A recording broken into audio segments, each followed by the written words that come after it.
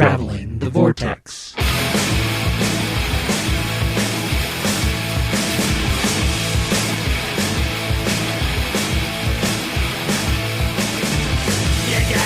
Listen to learn, you gotta learn to listen before you get burned. Learn to listen to learn, you gotta learn to listen before you get burned. We've joined the Doctor as he travels the Vortex and landed episode number 194. And you know, I'm gonna get through books so much quicker now without looking for Wally. I'm Keith. I'm Sean. I'm Glenn. How are you guys? Just fine. I'm tired. I am too. Been a long week. I'm not. Holly had clinicals last night. So she didn't get home until nearly 4 in the morning. So Oh, wow. I stayed up all night, but then we didn't have anything to do today, so I stayed. Her and I just slept in all morning. Kids left us alone. So Nice. Did you Yep. do anything else fun this week? we went to a family reunion in Kansas City yesterday for Holly's family. So that was. We have a lot of family reunions. We do, don't we? Check, check, check. Did you Sorry. win? I sounded very distant, so I was just checking. Oh, okay. I'm okay. Come closer to the microphone. This time it was Holly's family. So That's different. yeah, just went to Kansas City, went to Heritage Park. Kids played on the playground. Is it really a reunion if it Adults. happens every year? Yeah, That's more than I see some of my family. it's a reunion. It was 1 year. Or some of you family, for that matter. True. We reunionize once a year. We don't have a chance to do Holly's family that much because sometimes, like last year's was in South Carolina, and we just weren't able to make it down there. About every other or every third year they're in Kansas City. So Oh, then that makes sense if you rotate locations. Yes, More so. yes. Okay. now my parents' family, because they all live in Kansas, the rotating locations is like between Hutchinson, Wichita, and Topeka. So those aren't so bad. That's why we managed to get to more of Yeah, those that makes more than sense. anything. So that was it. I didn't do anything else. Huh. Sean, what'd you do? The question isn't what did I do? The question is what didn't I do? What didn't you do? I have, I didn't go to space this week. That's about it. That would have been fun. So Keith, what did you do? We had a very, very full week, a lot of work, and a lot of school, because we're getting to that point where we need to do stuff. And then we did a lot of stuff for Mel's birthday this weekend, not the least of which was Paint Therapy Uncorked, which, if you're not familiar, is a little place here in town where you BYOB and snacks and food and whatnot. And Bring your own booze? Yeah. Cool. That's then, the uncorked part. Okay. You pay your $35 Typically wine. to get in because it's a private party, which is how they can get away with the BYOB. Oh. Because I thought there's no way you can do this legally. There's got to be a thing for that. He's going to steal my soul. And Do you have any left? a few. A few souls? I owe them Others that you've borrowed? I owe them to other people, but you pay your $35 and you get in, and they give you a canvas, and then the idea is you go and you pick a painting that's already done, and then you recreate that painting. And I went into it very much with the mindset of, well, I'm not going to play ball with that, because why would I want to paint somebody else's painting? I want to come paint my painting. So I kind of went into it. People kept asking me, what are you going to do? What are you going to do? And realistically, I had it in my head from the get-go that I was going to do a TARDIS, something cool. But then I got there, and I was surrounded by paint and brushes and stuff, and I was like, I could do a Bob Ross. I could do mountains and happy little trees. And I was frozen for about 10 minutes with this great indecision as I stared at the canvas going, Let it go. and Let it go. then I painted a TARDIS. So, I like the background. thank you. And there it is. Yes. It looks really good. I like It it. does. It looks like Have you come that's up with something a I would name? hang on my wall. Boxes are hard. I'll say that.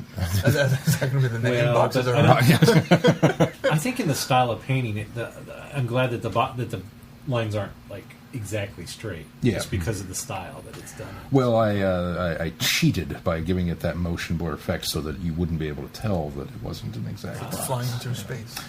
But, yeah. So it's not going through time; it's going through space. just space. Or it's moving between time, the red. And green in the space. I caught it Or no, right. this is space. So this would be like forward in time, and this would be backwards in time. Yeah. It's like the RTD era Yeah. opening sequence there you where go. it would come out in space and then go back into the time Right, vortex. right. This is the in-between time.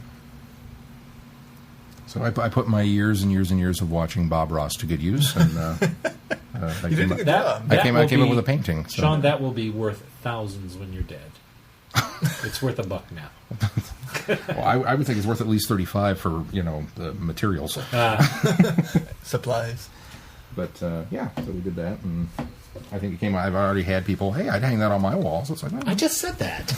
I've already had people tell me that. Besides you. Besides you, other than you, in addition to you. No, I'm just kidding. So now I've decided that I'll have to go back and do. I would totally do this again. By the way, it was a lot of fun. And I've decided that I'll have to go back and now do a whole Icon series. So I'll do the Enterprise next time, and then maybe a Stargate or the DeLorean, or I'll just do a whole bunch of them. The Firefly. Ooh. Or Serenity. Yeah. But so for my first one, eventually I'll get around to painting a mountain and some happy little trees. Once you get done with your Icon Once I get done with the Icon series. But we did that, and Mel and I we did a whole marathon of movies this week. We watched the Grand Budapest Hotel, which was delightful and funny and wonderful. I've heard really good things about that. I've been scared off of what's the director's name? Wes Anderson. Wes Anderson.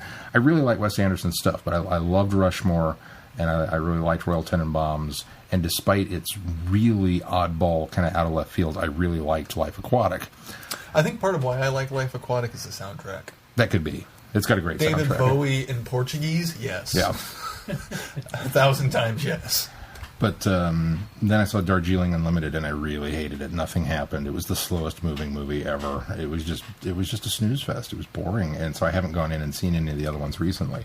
But I'd heard really good things about Grand Budapest, and so I had Mel watch the trailer, and she was like, because I kind of brought it home with me on the understanding that, well, if you don't want to watch this one, I'll watch it when you're at work, but if you're interested. So I made her watch the trailer, and she goes, oh, hell yeah, I'd watch that. So I was like, okay.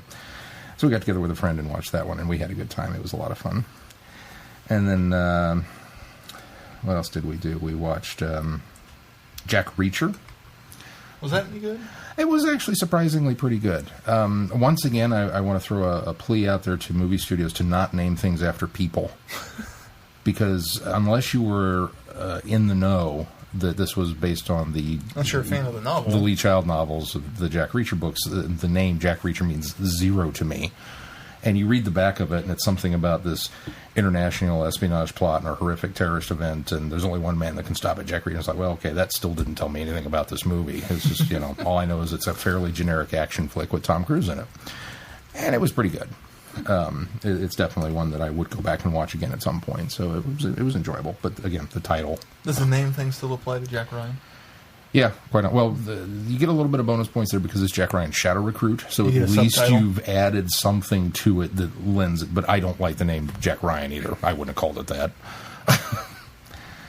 But that's just me. Well, we discussed John Carter. Oh, yeah. Which turns out to be a great movie, but, nobody went and see it. Why? Because nobody knows who the heck John Carter is. They dropped off of Mars. And then we watched The Love Punch, which was a very fun little movie. It just came out a couple weeks ago, and it's got Pierce Brosnan and Emma Thompson, who play a divorced couple who get along much better divorced than they ever did when they were married. And he's selling the company, and turns out that the Shell Corporation that bought his company actually planned to run it into the ground and make off with everybody's pensions. The whole thing was just a sham, just to steal the finances. Well, the guy that bought it is this very horrible Frenchman, and he has recently announced his engagement and bought his fiancée a $10 million diamond. And so they get the idea that, well, that's our retirement. We should go steal it. Hilarity ensues because these are not. This is not Pierce Brosnan as James Bond. This is Pierce Brosnan as aging through his back out today, playing golf, retired. Not a spy. And the two of them team up with their friends and neighbors, Timothy Spall, who played Wormtail in the Harry Potter movies. Yeah, that sounds right. Who's hysterical in this. And his wife, or who portrayed his wife, and I can't remember her name, but it finally dawned on me about midway through the movie. It's Miss Kislet from The Bells of St. John. Oh, okay. She was hysterical. So there are a couple moments in the film that it felt like they were maybe reaching a little too hard for the laugh early on. But once they got the ball rolling and actually put this grand, mad plot into motion to steal this diamond, it got really good. It was very funny. And it was just a thoroughly enjoyable little farce. And then we took Katrina out for How to Train Your Dragon 2 and saw it over at the Cheap Theater. And Was that your first viewing? That was my first viewing of it. And I enjoyed it a lot. It was really good. And once again, it just kind of illustrates how you can kind of take those chances in animation with doing something that might be a little different. Yeah. But still make it good and fun. Letting an animated film kind of grow up a little bit. Yeah. Yeah, The good example of characters. that. Yeah. And then, so we had Mel's birthday party Friday night. We had Katrina's birthday party today. And we're out at the park and running around. And it is with no end of gleeful pleasure that I report that our presents were the only ones she played with the whole time at the birthday party. So, good job, Grandpa. And there's a whole heap of homework waiting for me at home that I didn't do because of all that. So, Always fun. Inspired by Robot of Sherwood. After I got caught up in my shows that I've been watching, including The Leftovers. It's over. This season, at least. did Gary Busey show up? He did not show up. In fact, We still don't know where Gary's at. No, we don't. In fact, I read a thing in Entertainment Weekly that made me think one thing, and it turned out that wasn't what happened in the episode. Oh, Yeah, what I told you about didn't happen. that's cool. It's very different. It happens. Good? It put the whole town. It's like because mostly focuses around this whole town. Puts this whole town in like upheaval, and there's been this cult that's been going on, and their entire complex is now on fire, and that's just kind of where they leave it. It's So, it did ended- you like that? I did. You liked I did. that it was different? I liked how it ended.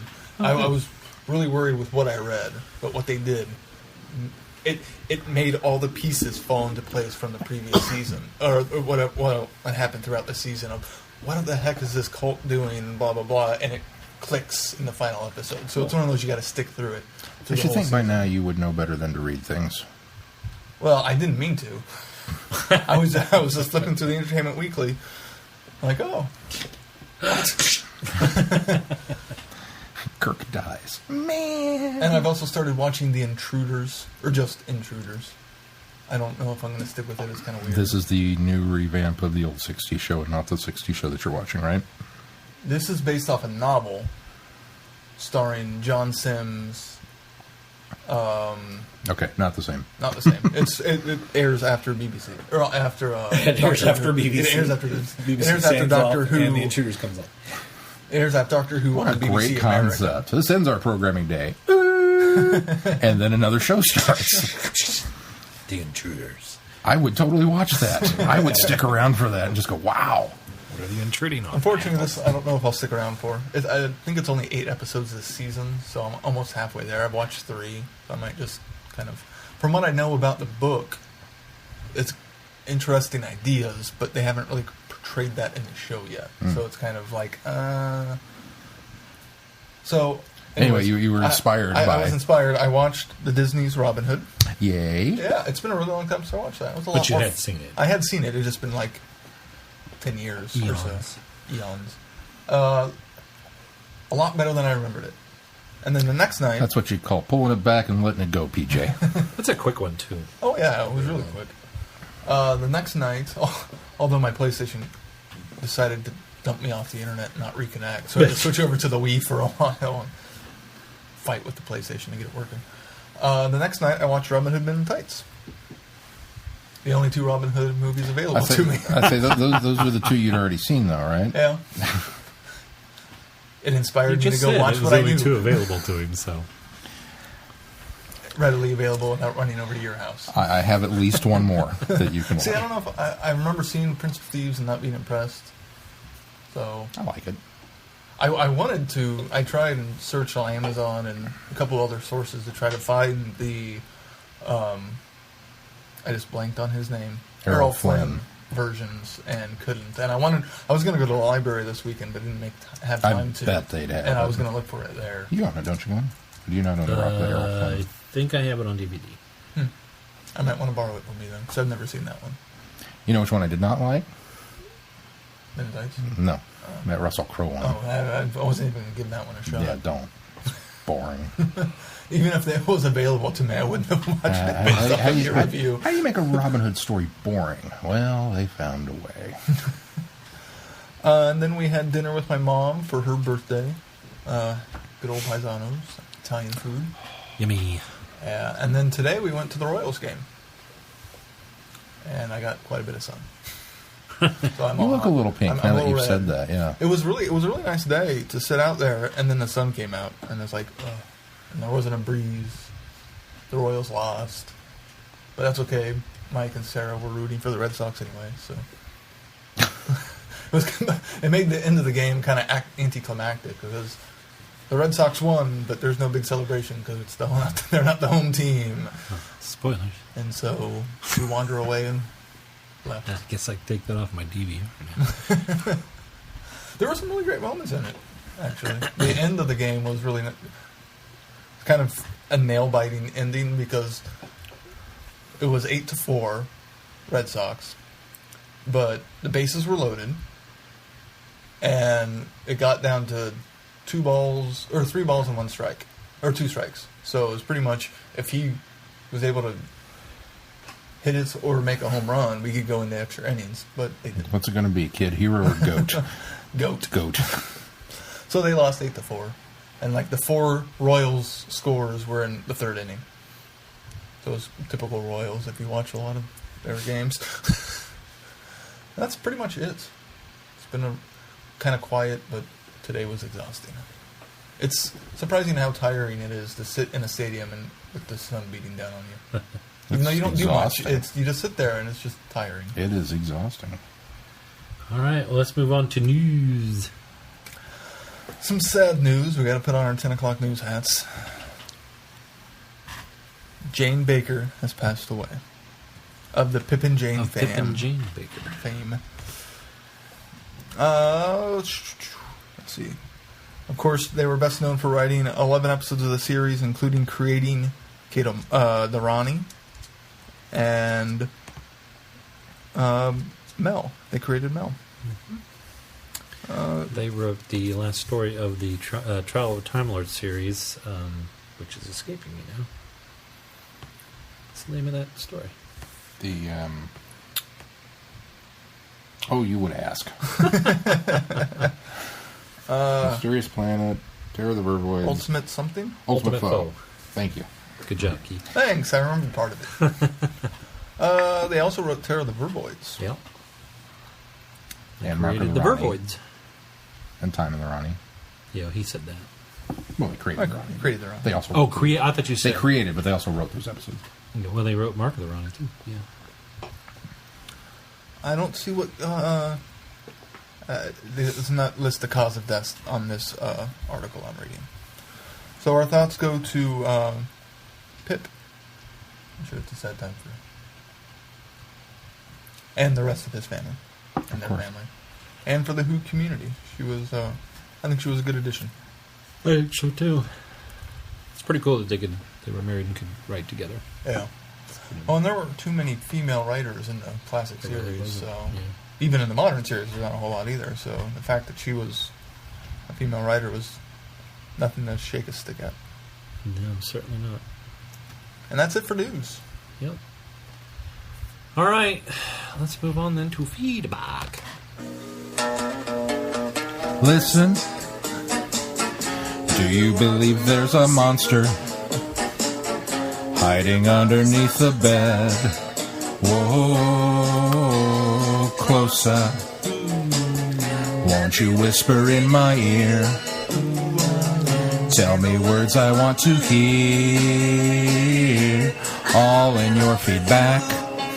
Ooh. Very nice, Sean.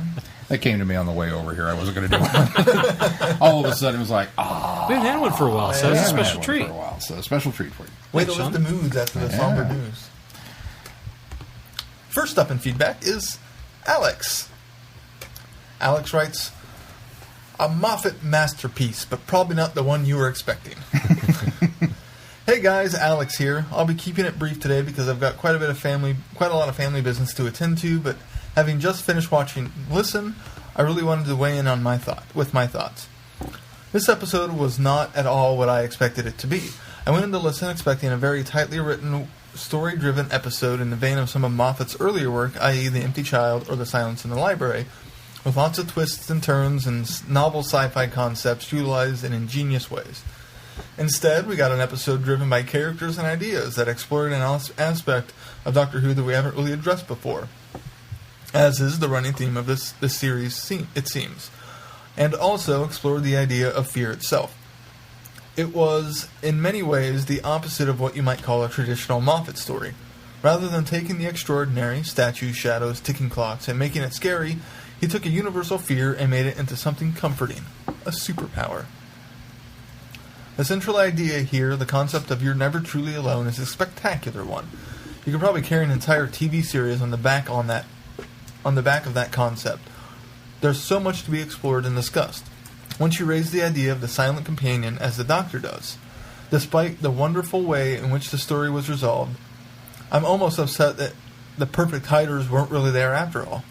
Finding out what they were and what they would want or what they would do when everybody was dead would have been incredibly interesting. In fact, I suspect part of the reason Moffat went with the ending he did was because he knew that the answers to those questions could never be as fascinating as the questions themselves. Then there's the character exploration on display here. The Doctor's I need to know attitude throughout the story was wonderful. I think we should have more stories where the Doctor is proactively searching for something rather than reacting to a threat. In particular, Capaldi's opening monologue was impressive in all aspects, writing, directing, and acting. It's my favorite scene in the series so far by a long shot. The, well, what would you do to an empty TARDIS made the hairs on the back of my neck stick up. Or was that something else? The exploration of Clara this series also continues to delight me. I liked how we fleshed out Danny Pink a little more as well. Hell, the A-plot of this episode is probably Clara's date, with the Doctor investigations all being framed around the assorted Pinks from different points in history. Another thing I loved about this episode was how structurally different it felt from a normal Doctor Who story. There's no villain here, there's not even any real conflict. In retrospect, it's just a series of conversations between a couple of people who are afraid of the dark, chasing shadows and hiding behind closed doors, but despite that, it never feels slow or anything less than immensely suspenseful. Finally, I thought Clara's closing monologue about fear was rather poetic, and certainly it looked at the show's long-running aim of scaring children in a different light. The numerous references to the past in those final moments were appreciated too. From the line, fear makes companions of all of us, quoting an earthly child, to more recent reoccurrence of never cruel or cowardly. Admittedly, I felt that making the link between the barn in Day of the Doctor was perhaps a little too self-referential, and I questioned the possibility of the TARDIS arriving in the Doctor's childhood with as much ease as it did. The time lock must still exist in some form, or else the Doctor would be able to go back and visit Gallifrey's past. Also, how was the TARDIS able to land there? Was that particular planet not time-locked? You'd think it would be, seeing how influential some of the events that took place there were. This was a massive issue with me, just a small niggling doubt. Okay, I lied when I said I would be brief. I just had a lot to say about this one. I love the story. Looking forward to hearing what everyone else has to say about it, or should that be listening to what everyone else has to say about it? Happy traveling, Alex. P.S. Mark and I aren't planning our feedbacks in advance, I promise. We just got a strange mental link, perhaps a psychic bridge formed as a side effect of the mystical voice of Sean in our heads. Sometimes we even finish each other's... I said sometimes we even finish each other's... Oh, never mind. Thank you, Alex. I think we'll get to some of those things in a little bit. Up next is Holly. Holly writes, listen. Hey guys, this was a great episode. I enjoyed the fact that there really wasn't a monster at all in the story. I have to say I'm really enjoying Danny Pink, and can't wait to find out more about him. We do kind of know that he and Clara will probably be getting together if from what her trip into the future holds true. We also get to find out more about the Doctor's childhood. At least I'm assuming that was the Doctor's bed that Clara wound up under. For all we know, it could have been the Master after he looked into the Tempered Schism. Who knows how much the Master shared with the Doctor about that time. But then again, it could have been the Doctor with how he was able to repeat almost word for word what Clara told his younger self to Danny. The whole scene in the future with Clara and the Doctor in the space station, and they hear the knocking, and the Doctor wants to open the door. I'll admit I was yelling at the TV for the Doctor not to open the door. That knocking on doors was not a good thing for one of his previous regenerations. I'll wrap it up here. Looking forward to hearing everyone's thoughts on this episode. Holly from Wisconsin. But that one this wasn't 4 knocks, right? No. No. That would have been awesome if it was. No, it wouldn't have been awesome at all. Yeah. They haven't even announced the next Doctor yet. Don't do that to us. All right, and next up Next is Chrissy. Chrissy writes, Bait and Switch. Dear Vortex Boys, pursuant to your comparing the Doctors to food, here's a thought. Any of you ever seen Downton Abbey or anything on the Food Network? Probably not, but go with me here on this. Yes, and yes, and That's a what I little say. bit. There's at least one that's seen Downton Abbey and one that's seen the Food Network. Sure. It's been a couple years, though. In Downton Abbey, whenever you see the kitchen servants making dinner, they always talk about one of them making the savory, which I guess is some kind of gravy-tasting main-course dish. Look, I'm with Sean. My cooking repertoire consists of mac and cheese and ramen noodles and whatever I can get from the freezer section at the grocery store. If I didn't have a microwave, I would starve. Anyway, here's my comparison. The 12th Doctor is the savory dish. He's not hyped up on sugar and caffeine like 10 and 11 were. They were the dessert doctors. They, like those delicious cakes on display at the grocery store bakery.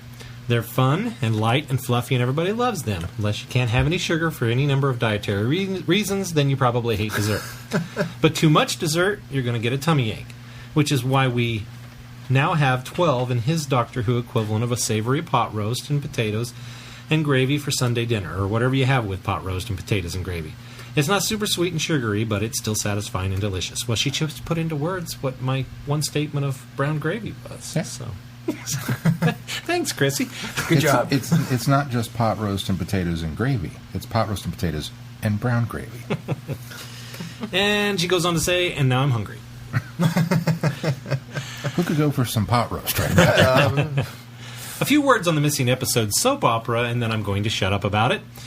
What is it with these people who have been involved in finding missing episodes turning out to be completely and utter jackwagons?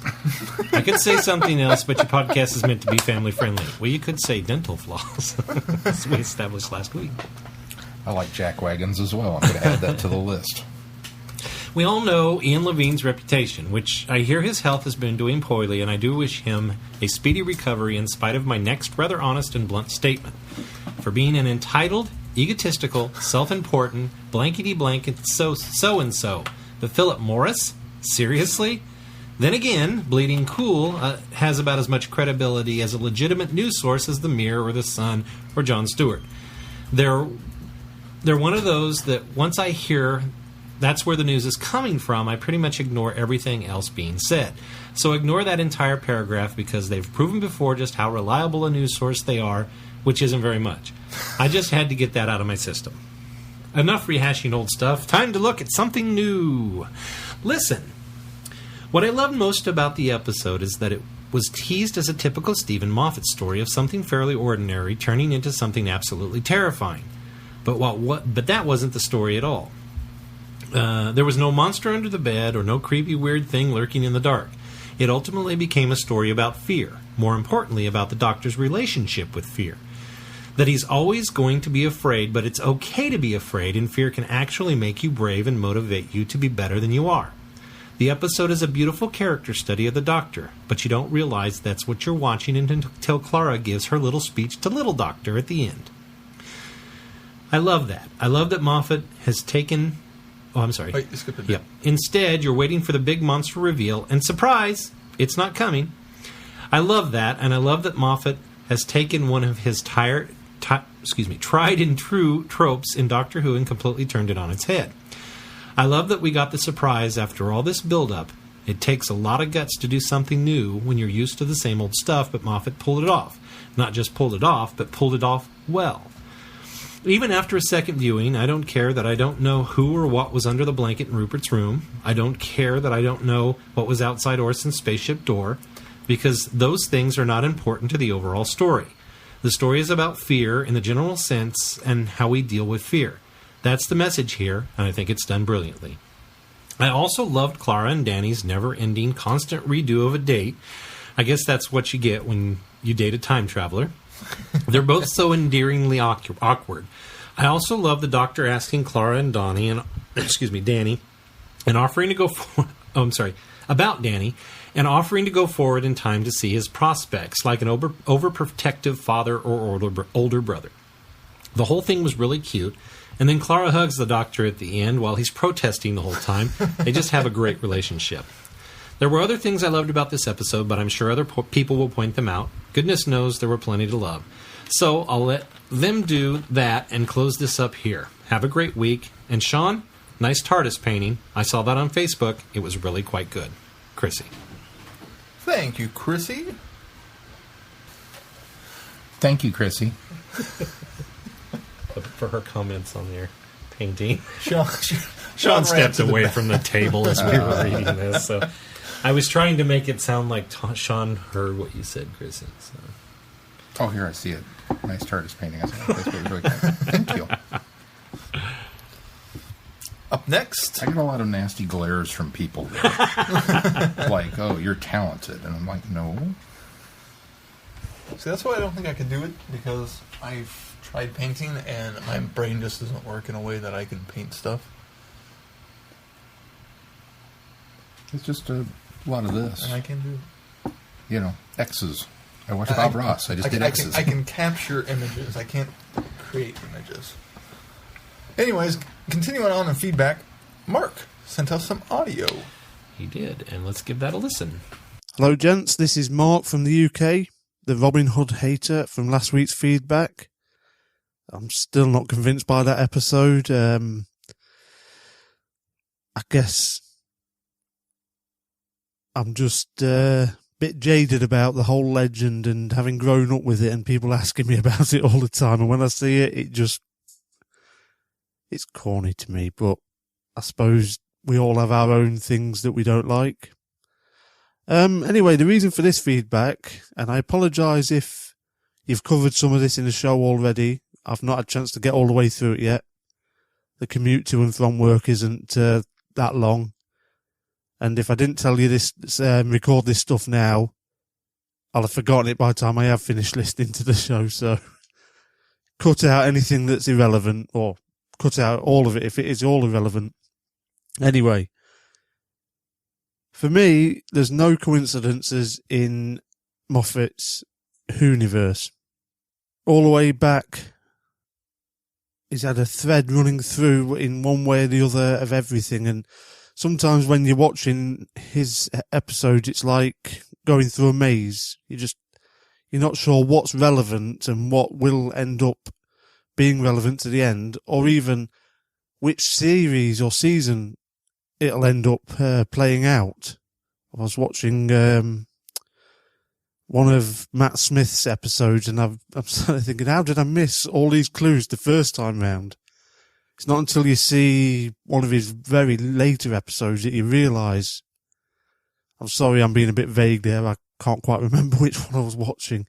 So these aren't really complete thoughts that I'm putting across here, but with the idea in mind that there's no coincidences, so far this season we've had 3 episodes where we've either had robots or mechanical beings or Daleks, some sort of mechanical being in each episode. And that'll link into something I'm going to say later on. Also, everything's been larger than life so far. The first episode, the dinosaur, the side effects, the sound effects, when the paper hit Clara and when well, that was more the slapstick was over the top and out of, not slightly right for Doctor Who in my mind for that episode. The sound effect when the Doctor was put to sleep, everything seemed larger than life, or bits of it did.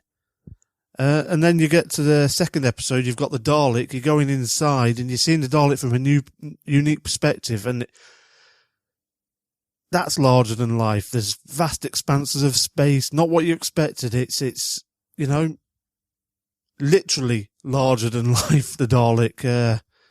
We're used to seeing the cramped in Dalek when the top's been taken off and it's been very confined. So we've literally gone in and we've got this massive world inside this Dalek. And then obviously the Robin Hood, the whole thing was played up. It was ha-ha and all that business, and Robin Hood was very much the Errol Flynn, and everything was over the top, and it was almost cartoonish, and certain bits of the previous episodes have been almost cartoonish, and I just wonder if that is relevant at all, if that over the top and things being slightly unreal. I know that's weird saying when it comes to Doctor Who, but I don't know, with Moffat, it seems that there must be a reason for that. And if there isn't, I'd be happy to be proven wrong. I often am when it comes to Doctor Who and my crazy ideas with it. Back to the robots theme. Robot of Sherwood. Everything seems unreal. They went out the way in Robot of Sherwood to prove that it was real, but when watching it, it was like, it doesn't seem real. And I just wonder if the Doctor was the only thing that wasn't real in that forest. I know we had the robots themselves, but I just wonder if we've got a bit of a Amy storyline going off here, where she was replaced with a analog version of herself. Think back to Deep Breath. The Doctor disappeared for a while, twice. When he dropped into the Thames, and then again in the basement. I don't know. Is this the Doctor? Yeah, I know another podcast will have a kooky idea thing for around that, but. And that goes into my last thing, Moffat talking about his new ideas or his old ideas, or new ideas or old ideas. And I know that was part of a larger sentence or paragraph, and there was more to it than that. But with Moffat, there's little breadcrumbs, isn't there? And already people are talking about how it, more so than I think under the last couple of Doctors, where that's very much that Doctor, and that's very much that Doctor, and drawing comparisons with the Doctors from the 80s, the almost least popular Doctors. And isn't there a line in one of the trailers where Capaldi says, or the Doctor says, something about, we're going to put that right? It's almost like Moffat's gone back to some old ideas that he'd like to revisit and put right. Not even as far back as Classic Who, Dalek. And inside the Dalek, they're almost, it's almost like, okay, Dalek was good, but this is how it should have been done. This is, I'm making that better, I'm fixing it. I don't know, it's just me waffling on. And anyway, loving the show. Use this, don't use this, it might be too insane. Oh, sorry, before I go, was it Brenda talking about her granddad and how the Doctor reminded her of him? Yeah, I see that. I see that totally. There's almost with my granddad, there was almost a little bit of fear of him. There was obviously love there, but there was, and the way he chose to be with us and raise us, well, not raise us, but it was a little bit of fear and a bit of doubt, but you always knew that he'd protect you in the end. And I think, yeah, that rang true with me on that comment. Anyway, that's me finally done. Can't wait to hear the next episode. Cheers. Thanks, Mark. I guess we shouldn't nickname him Robin Hood Mark. No, probably not. I don't think you appreciate it. We mentioned this last week, but I completely understand where he's coming from as far as getting that a lot, because you even alluded to the fact that the Wizard of Oz were always compared with the Wizard of Oz and the Where's Toto jokes and all that kind of stuff, and we're not in Kansas anymore. Most of that movie isn't in. No, it's not. But because she's from Kansas and it's bookended by Kansas, that's what everybody associates. And of course, we've got just up the road, an hour. We've got the Oz Museum, and down in the other corner of the state, we've got Dorothy's house. And so the state certainly embraces that and capitalizes on it a little bit, as much as it can. But so I can sympathize with that idea, and my thing is I'm not as connected to Robin Hood as most people, or even people that live in Nottingham or around Nottingham, and so I don't know. I love it. I just kind of drink it up, and as I think somebody in New York drinks up the fact that we're from Kansas and there's the Wizard of Oz. Well, and for us who don't live in that area, it's not very often that Robin Hood stuff comes up. It's really. true. I mean, you kind of have to seek it out. It's not very common in modern media these days. That's true. I don't even think they brought him into Once Upon a Time. So They did? I don't think so. Oh, not yet. Yeah. So Not yet. Not yet. So I'm sure that's on the docket. And Mark never ever apologized for feeling like your feedback is scatterbrained or off the mark or any of that such stuff, because we don't either. So we're often off the mark. Scatterbrained. As far as the larger than life, I wanted to address that because I have in the back of my mind always felt the same way about this series so far. I think that it does feel very grand and bigger than life. I don't fault it for that, because I'm actually enjoying the ride. However, that is something that I am afraid is Moffat's always trying to one-up himself, because he has done, at least in our opinion. There's some people that don't agree and don't like Moffat, but at least in our opinion, he's always kind of wowed us along the way. And he continues, obviously, this is the most popular time for Doctor Who in the mainstream. And so I think he feels like he's having to one-up himself, and with that comes the grandeur and the bigger-than-life things, and I think that's been, at least in his mind, a necessity in order to retain the popularity of Doctor Who. And especially when you've got a brand new Doctor, and when you've got a brand new, look and all of that, you certainly feel that you have to do that kind of thing. Well, and RTD kind of did the same thing, just in a different way. Their storytelling's different, but RTD tried to top himself season finale after season finale. So that's certainly true. Yeah. I think every showrunner pretty much tries to do that, tries to knock it out of the ballpark every time. And sometimes by the end you miss, like the end of time. I do think Listen takes it back a little bit. I don't think Listen is as grandiose as the other three were. Right, and it sounds like that maybe Mark hadn't gotten that far when he had this. But that's the only caveat I would say. I would concur with you guys. That's the only caveat I have. Although I would think, and obviously we'll talk about this a little more in our review of Listen, but I think that Listen even had elements of bigger than life in it as well.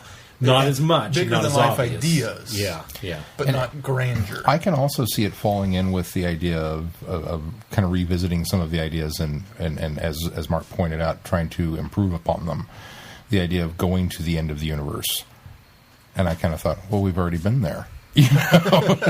Are we on Utopia? I mean, this is... Well, but also I got the impression, though, that, I mean, we've been to the end of the universe, but this is it. This is Last Man Standing. Whereas we still had people, we still had humankind, we still had all of those different elements. So, to me, this is one step even further. This is like it. This is when there's nothing else. Last planet in the universe, that kind of thing. So,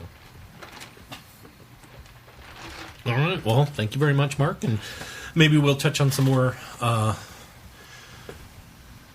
ideas that you presented in your feedback when we start our review. And thank you so much for writing in. We love the accent, and we love that you love the show. Yes. Up next is Megan. Vocaling in. Yes. Megan writes, "Hey guys, it's been a while. I had been busy I had a busy summer, so I fell off the Vortex wagon for a bit, and I'm currently catching up. One main thing that keeps me busy was my trip to the UK. Yes, I spent a few weeks traveling to the British countryside and had an incredible time. I spent a large amount of time in London, took a train up to Cardiff, then Glasgow, then Edinburgh. And yes, I went to the Doctor Who experience while in Cardiff. Woohoo! They had the console from An Adventure in Space and Time, Pertwee's console, the RTD console, Bessie, and so many props and costumes it astounded me. You even got to take a trip in Matt Smith's original TARDIS during the experience portion. I hear they've since shut down and are currently stripping it of the 11th Doctor and putting in Capaldi. So I'm very happy I was lucky enough to have my doctor guide me through my first trip. That makes me sad. Anyway, sorry. Should have got over there sooner. I know. Anyway, that's enough about me and my happenings. There'll On be to 8 more doctors before he makes it over there. probably. Might be on to the next 12th. On to actual televised Doctor Who. I missed the first 3 weeks, so here's a summary of how I felt. Deep breath. I loved 45 minutes worth of it. Left Capaldi from the word shush. Into the Daleks. Into the Dalek. I really liked it, especially the Doctor giving a new context to the original The Dalek story and how he defined himself against the Daleks. Robot of Sherwood. Romson can't Well, be... you get that one right, but you say into the Daleks. I think I was looking ahead to the Daleks, and that's how I get you. I'm making a point of saying Robot of Sherwood because that's the title. As Sean turns into an ice warrior. Robots of Sherwood. Romps and campy episodes are very hit or miss with me, but I really love this one. I'm sure some people are being rubbed the wrong way by this Doctor's prickly and abrasive nature, but it's really working for me. Especially because he keeps being called out on it by Clara, slapping him last week, telling him to shut up tons of time this week. I feel like they may be going for the kind of character arc originally planned for the 6th Doctor, so I'm betting 12 will thaw out a bit as time goes on. Okay, listen. Okay. Let's talk about that last bit first. Listen. I personally loved it. I'm sure I'll hear otherwise, but I don't quite get why it's being called divisive. It's not like Clara was the cause of the Doctor's decisions or told him what to do in his future, like, right, so you're going to go run away with your granddaughter one day because you'll break Time Lord law and kidnap 2 human teachers, etc., etc. That's not to say her speech to the Doctor wasn't important. It clearly was and had a deep, lasting impact on him, but as inspiration, as comfort, and something to strive for. And I can't see that as anything other than lovely. And also, an ontological paradox, because most of her speech to the Doctor was originally said to her by the Doctor, so the snake eats its own tail and all that. You know, I watched the extra, and Jenna Coleman called it the Moffat loop. The Moffat loop. I like it. It's also been called the burrito effect. As what was it, last week or the week Yes. before? Peggy Sue got married gets credit for that. The burrito effect? What's that? Surely I've talked about it before. I don't think so. The rest of the episode was incredible, very creepy, and very well acted. I love the fact that we don't know whether there really was a monster on the bed or just a kid playing tricks, or whether the air pressure was making things creak, or if there was something outside the door. That's so much more frightening to me, and I really appreciate the ambiguity. So that's 4 and 4 in terms of episodes. I've, for the most part, enjoyed the seasons, so I'm very happy indeed.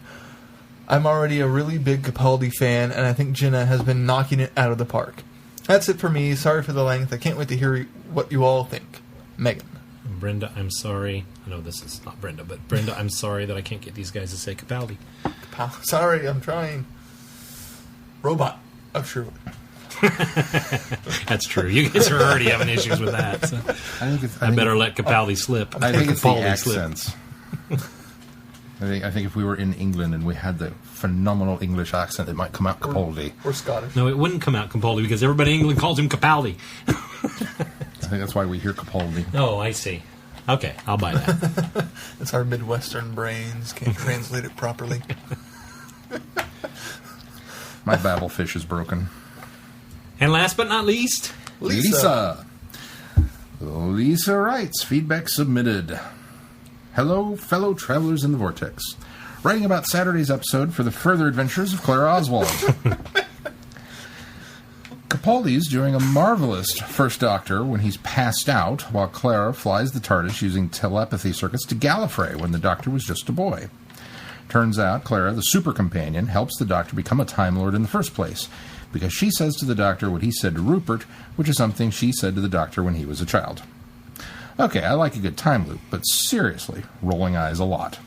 Let's just make a list of things that Clara is responsible for regarding the Doctor. 1, she saved him time and again all of his regenerations in the name of the Doctor.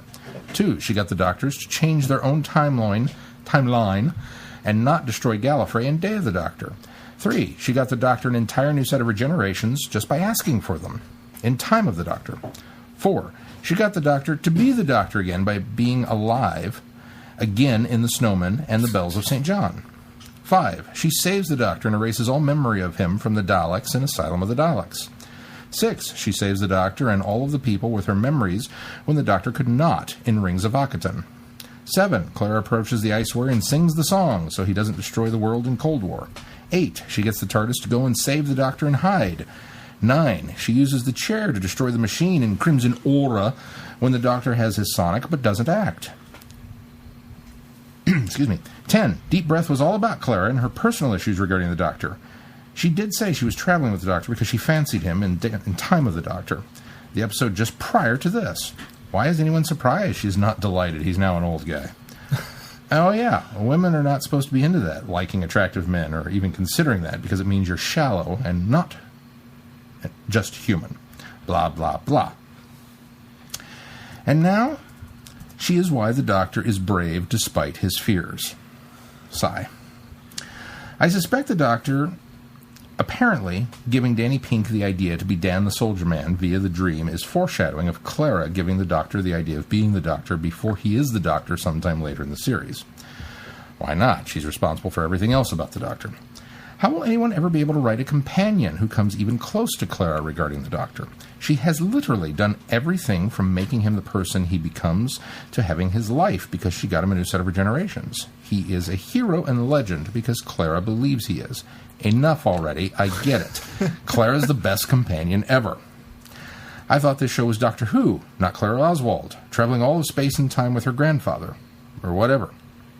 Looking forward to the return of Doctor Who. Also wondering if Danny Pink is possibly an ex-unit soldier. Robots with a cross laser weapon. Are they a part of heaven or the promised land? Regarding what Rusty says at the end of Into the Dalek to the Doctor, it says, "You are a good Dalek." Meaning either the Doctor is good at being a Dalek, or the Doctor is what a good Dalek would be if Daleks were good. Moffat loves English, and this is just one reason why. Wishing everyone well, Lisa. Thank you, Lisa. Thanks, Lisa. It's interesting to see everything laid out like that. I hadn't really made all of those connections to how... I've noticed it all along, and I've just as this, but I don't have the issue with it. I don't Lisa either. Does.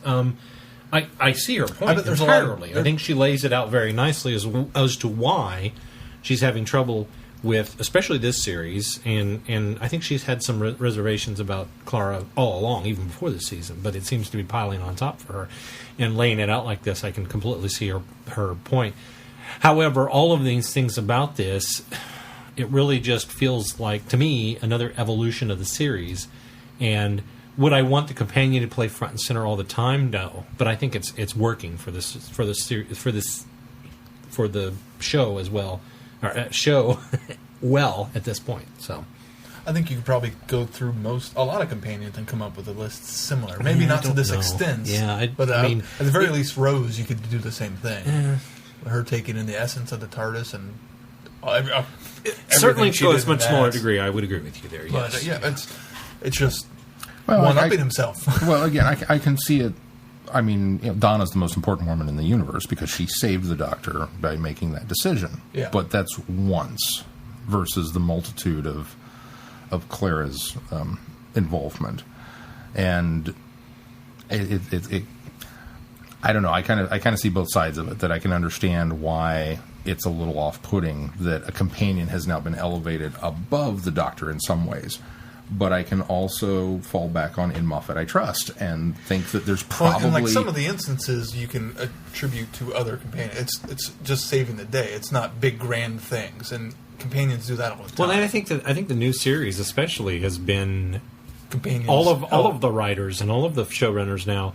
I guess there's only been 2, but have tried to make the companion more important to the series. Tries to make them closer to peers. The classic series didn't do that so much. Yeah. It put the Doctor way and above beyond the companions. So I think that they're all doing this. I think Moffat has been more heavy-handed with It Clara. has been more heavy-handed with Clara. Yeah, it's the bigger things that I kind of go, wait a minute, a little bit more than she saved them at the end of Crimson Horror because she threw the chair. That's just... Yeah. Anyone would have done that. Of course, I mean, the other thing that this does by laying this out, it just gives me more reason to wonder why there are so many people that think that Moffat doesn't like women and doesn't like to write strong companions, because when you lay it out like this, it's almost like he favors Clara more than the Doctor. And it seems that way. I don't think that's true, but it seems that way. And I don't see why people keep coming down saying Moffat hates women when you're writing somebody that's clearly, at least in Lisa's mind, the hero. Yeah. and being put above the Doctor. That's a really good point. Yeah. I don't know. I've been dodging that all week because there's just been a lot of discussion out there, or not week, all series. Actually, for the last couple of series.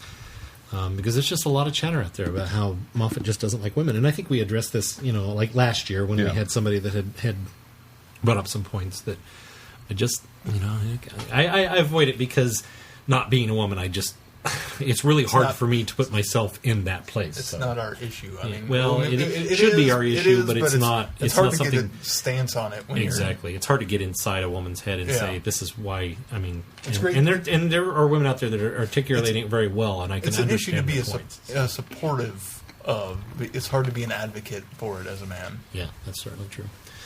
All right, well, why don't we move on to our review of Listen.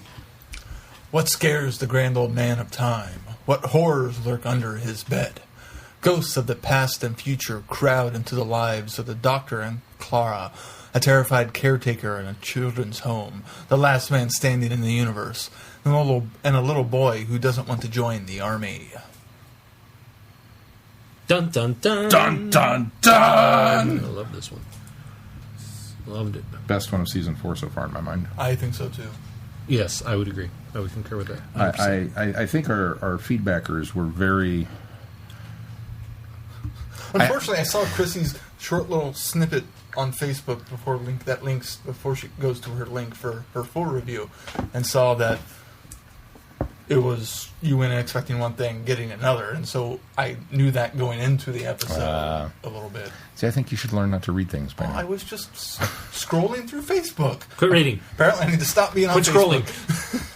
Actually, I try, until I see the episode, I try to avoid social media. I did In fact, too. I got on Facebook this morning and had 17 new instances on Facebook of things going on that I just had ignored. We started the episode, and this episode tackled one of Sarah's biggest fears, and so we didn't finish it. I didn't finish it with her. We stopped it once pretty much got to the asking the question in the TARDIS, and went on and watched other stuff so she wouldn't have nightmares. And I went on later to watch it, so that's why I was on Facebook before I got to finish the episode. Is Sarah planning on going back and watching? Now that you've seen it, can you think you can recommend it to her? I told her what happened in it, and she's like, "Oh, okay, I might go watch that in daylight." But because there were that whole bit with Rupert, I thought the entire thing was creepy. There were some genuine under the bed, scary moments. That I found creepy. I say this not to be demeaning in any way, shape, or form, but I'm honestly a little surprised at the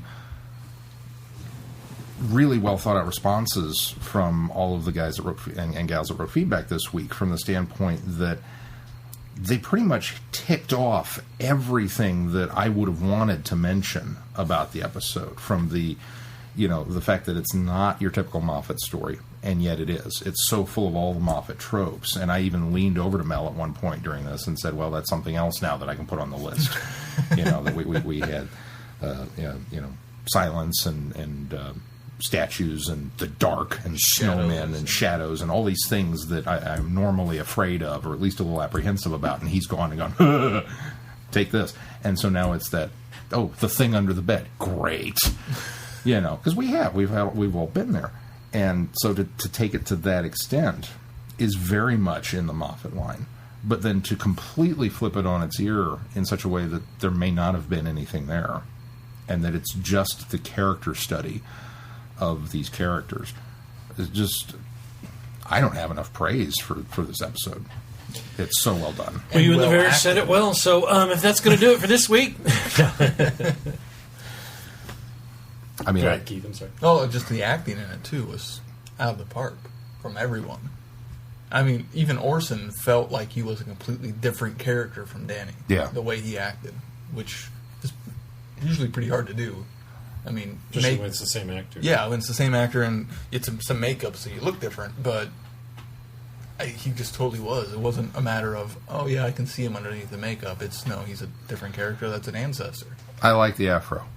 I think Danny Pink should come to school the next day with an afro. I think that would be good for his character. I really like how their relationship is playing out with you see one of them embarrassed and it flashes back to why they're embarrassed. Like it wasn't Into the Dalek of... I like how that's structured, and it feels almost more human and more realistic.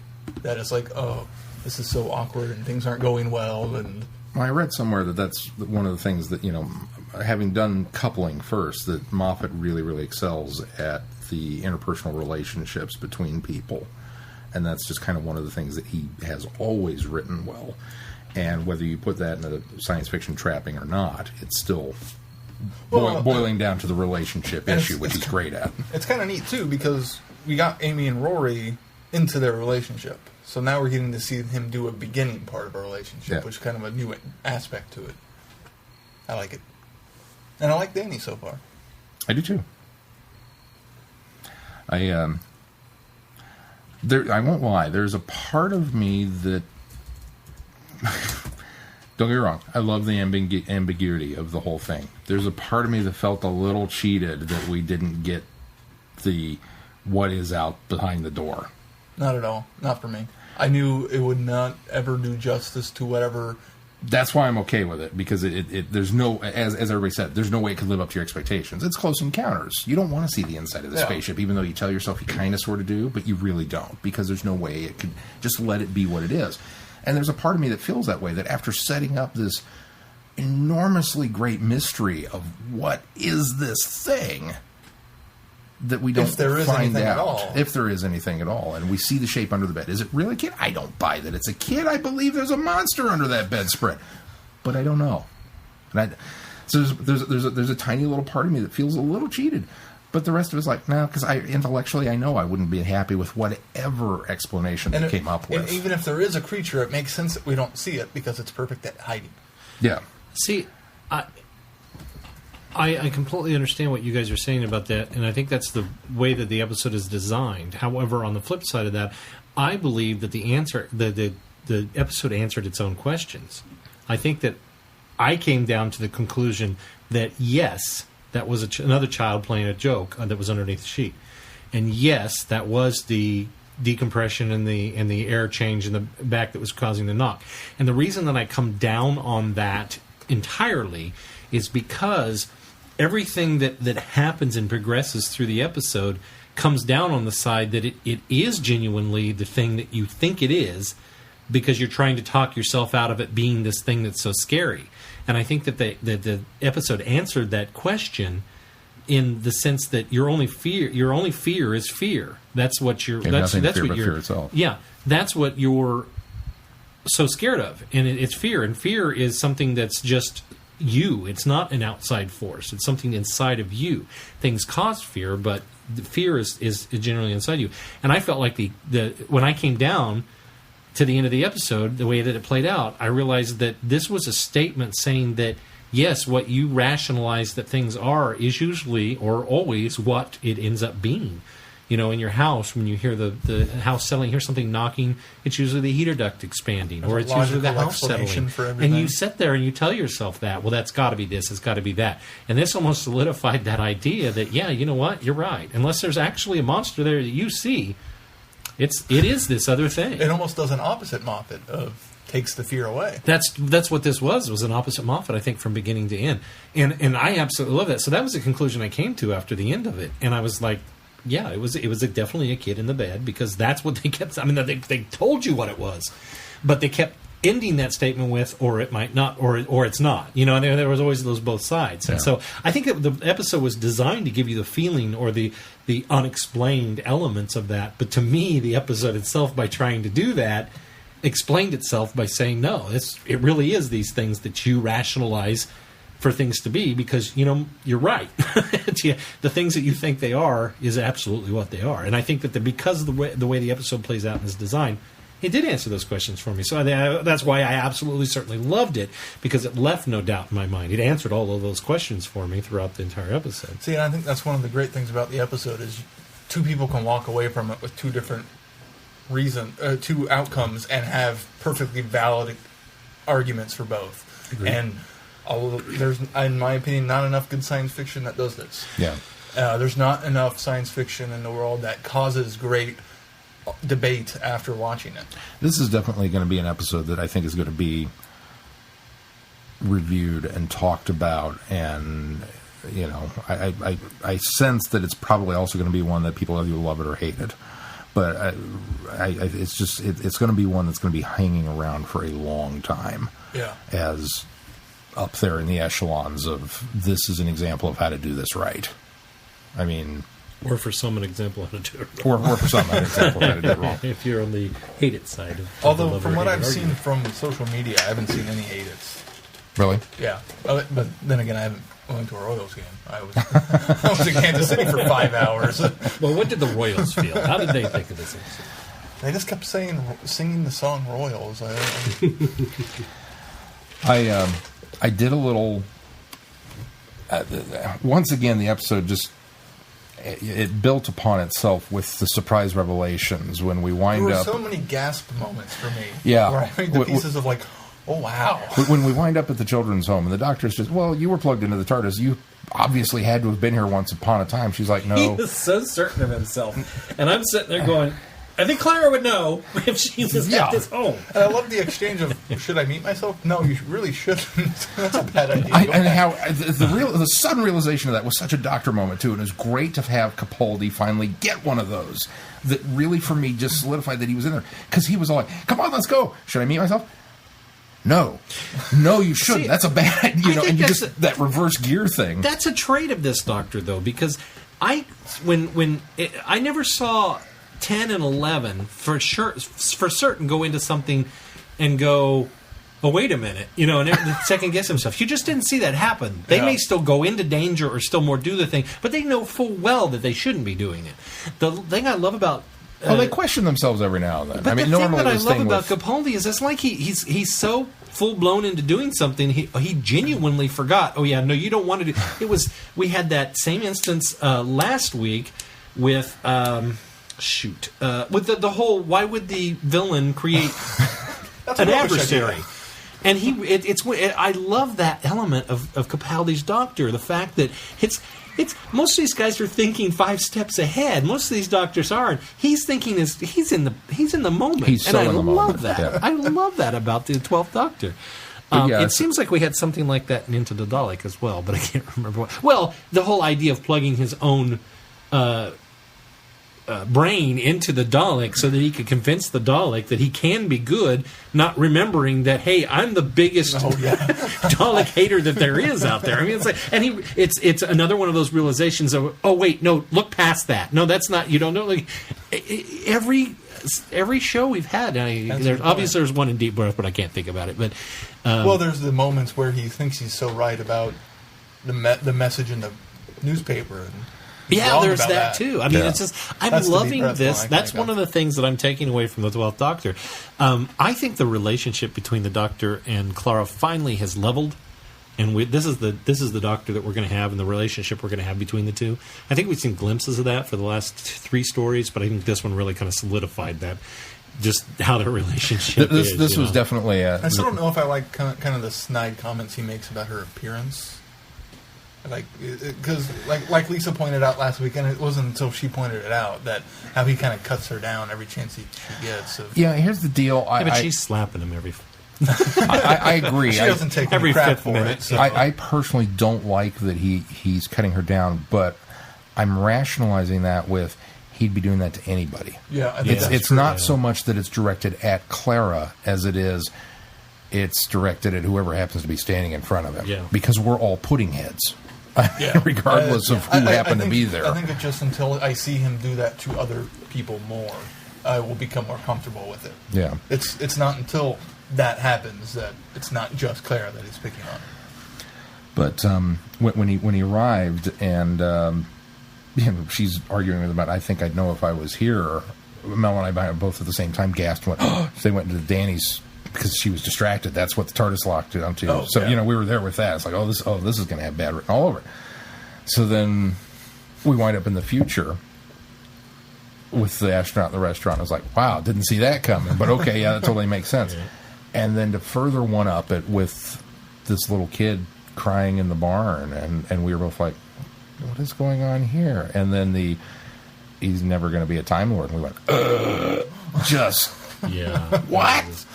And then realizing that barn is the barn that... Well, yeah, and then that was War the Doctor further takes moment when we got that flashback. He's taking the moment to. I don't think that was self-serving at all. I think that was genius to... Well, I don't know about you Put guys. that Did you in guys there. kind of wonder what that barn was in Day of the Doctor?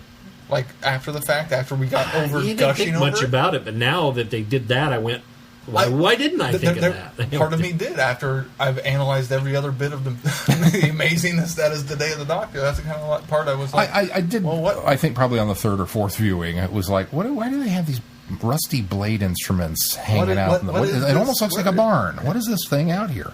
Because they don't grow crops there. Because they don't really explain where it's at. It's a desert. What it is. I mean, yeah. Also, We don't know if it is Gallifrey or not. Certainly something that I took away from this, too, was that the Doctor and the Master probably would have ended up on the same course. Because, in my opinion, this is probably the night after he looked into the Intemperate Schism. And the reason I picked up on that is because when they show his eye, when the child opens his eye and you see like the infinite space and whatnot in it, I think part of that harkened back to me of that reaction that the Master has when he looks in as a child in Sound of Drums, when they show the flashback. And part of my thought process is that it's really Clara that kept him from going insane and put him on course to be a Time Lord, whereas the Master, if he'd had somebody like that or somebody to plant that seed, would have been an entirely different person or an entirely different Time Lord. So At least up until the High Council sent the drum signal back through the Untempered Schism and caused him to go insane. Well, but yeah, that's certainly true too. But another self-perpetuating loop. I love that. I love the idea that the Doctor could have been a different man had Clara not been there, had the TARDIS not brought her. It does. The one thing in the back of my mind that bothered me a little bit was the idea of the fact that the TARDIS was able to bring Clara there, because we're getting around that issue that we had with the fact that they were all able to show up at that barn in the first place, is because it should be behind that time lock. But at least they referenced it in the 50th. When one of the characters says, we shouldn't be able to be here. This is all. And so apparently you can get through there. Well, we can chalk that up to, they've got Bad Wolf with them, who is, all the power of the time vortex, or whatever you want to call it, and the moment it allowed them to come in. Okay, fine. There's no Deus Ex Machina in this one. Here's the thing, though, that there is a line that helps me at least excuse it. What's that? It's the line when they're at the end of the universe and the Doctor says, we shouldn't even be here. The safeguards are The off. safeguards are off. The safeguards allowed them. must have been off on the TARDIS when Sheila arrived, too. Well, it was still off. That's what I'm saying. They must have been off when so she that's arrived how there. it could go to Gallifrey. Or if this was Gallifrey, You know, we still don't know where. I thought about that too, and I kind of thought, wow, that's a really thin It's a really simple way defense. to That, you know, you're saying the only thing I have to do to defeat a time lock is turn the safeguards off and risk it? And again, the sci-fi geek in me is going, nah, I don't buy it. The Doctor Who fan in me is going, I don't care. Well, that's not such a big deal. Paired Well, with it's the certainly- telepathic circuits. They've written also. off things on a weaker thread, so Yeah. But Until one's we get a certainly better not that weak. explanation, that's the only thing I can go with. But the moment is amazing enough that I can overlook how they got there. Yeah, well, that one makes sense to the- me. But this one, No, I mean this one here. The yeah. scene The of scene Clara in general. with the young doctor is awesome enough that I can be like, I don't care how they got there. Thank you. meant the actual moment. not that's the what I thought, moment, not the Not, moment, not the device. moment. Not the doomsday weapon. I'll be honest though, as soon as I saw it, I thought to myself, oh, there's going to be a large chunk of fandom that's going to hate this. This is the fact that we showed the Doctor as a kid. I mean, we didn't really show him, Well, but See, that's the nice And- thing about it. They did such a good job shooting that where you Yeah. never got to see him. You saw the eye, you saw his feet, and that's pretty much it. and I think the new series has been slowly unraveling threads throughout the Virgin New Adventures for sure. Some of the things that have been placed, but one of the big sticking points about the Virgin New Adventures, and I wish I'd have read Longbarrow because I think that part of this comes from there, but one of the things that is a sticking thread about that is the fact that Gallifreyans, that Time Lords essentially are what's the way to say this? They're sterile, essentially. That they have children through the Matrix and that they don't necessarily have a mother and father.